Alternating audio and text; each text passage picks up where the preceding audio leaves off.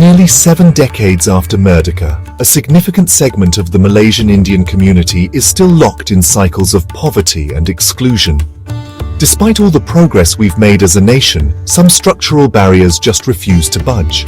Indian Malaysians, especially those from B60 households, still face unfair hurdles when it comes to education, jobs and opportunity. Now, the 13th Malaysia Plan, RMK13, is right around the corner. And honestly, this is a huge moment. A chance to reset our national direction for real Indian empowerment. If there's ever a time to move from exclusion to inclusion, from dependency to agency, it's now.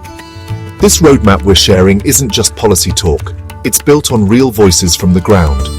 We held sessions with youth, women, SME leaders, listened to their stories, frustrations and hopes. From that, we are proposing a plan, 5 pillars, 11 actions, a bold, community-driven reform agenda.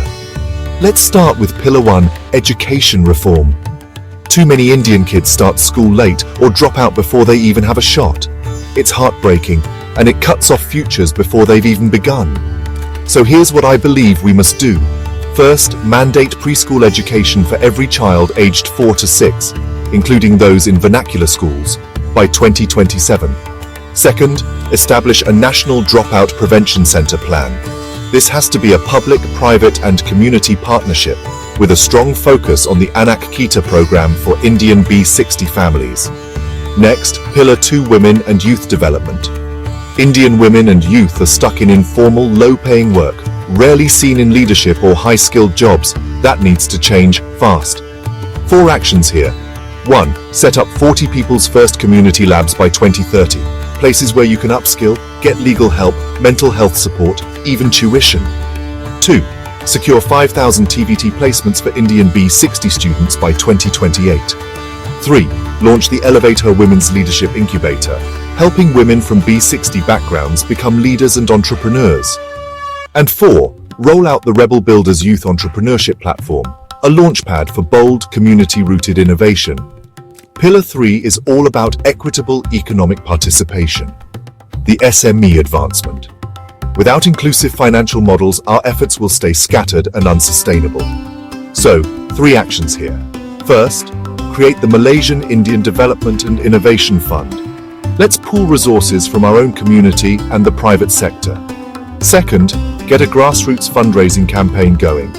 If everyone chips in even RM10 to RM30 a month, we could raise RM50 million by 2026. And third, introduce a dedicated SME digitization plan under MDEC to help Indian-owned businesses transition into future-ready sectors.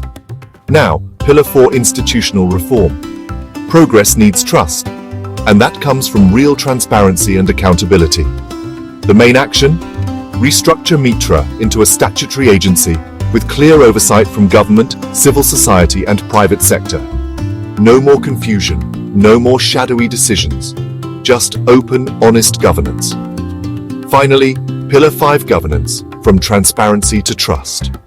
We need accountability that everyone can see. So launch a public dashboard, updated every 6 months, to track program delivery, spending and outcomes. Let everyone see what's working and what needs fixing.